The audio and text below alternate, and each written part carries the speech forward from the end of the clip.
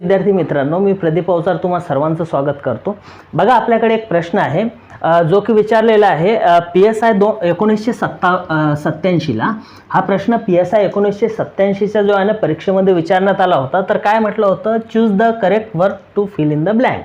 म्हणजे वाक्य दिलेलं आहे, त्याच्यामध्ये जे आहे ना रिकाम्या जागेमध्ये आपल्याला क्रियापद निवडायचं आहे। ठीक आहे, बघा मित्रांनो, प्रश्न एक्झाम मध्ये विचारले जातात 1987 चा असेल, 2010 चा असेल की 2025 चा असेल। ग्रामर कधीच चेंज नाही होत, शब्द चेंज होतात फक्त।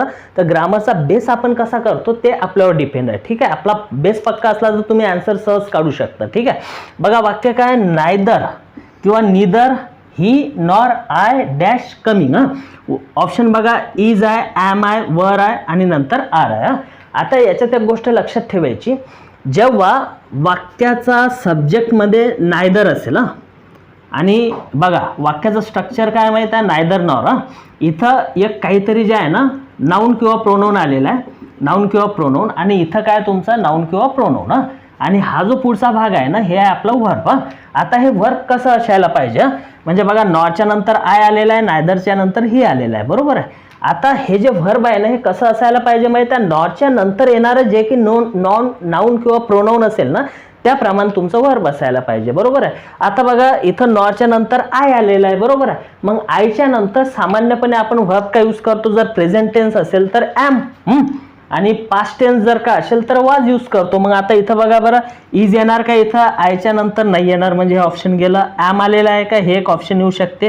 वर तर अजिबात नाही येत आणि प्रेझेंटवाला आर पण नाही येत, म्हणून आपला ऑप्शन काय येणार, एम येणार आहे। म्हणजे वाक्य कसं बनणार आहे, neither he nor I am coming.